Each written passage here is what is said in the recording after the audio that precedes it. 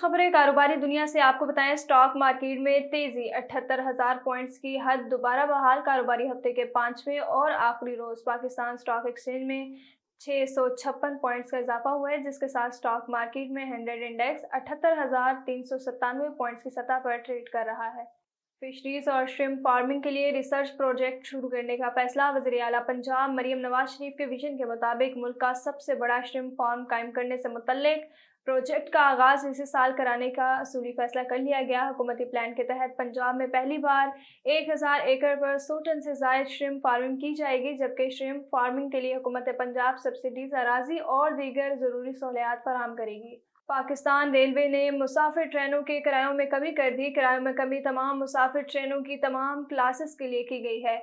EC class ticket में 100 से 150 रुपये तक कमी की गई। इकॉनमी क्लास के किरायों में 50 रुपये तक कमी की जाएगी। तर्जुमान पाकिस्तान रेलवेज के मुताबिक कमी का इतलाक हफ्ता 3 अगस्त से मुल्क भर में चलने वाली तमाम मुसाफिर ट्रेनों पर होगा।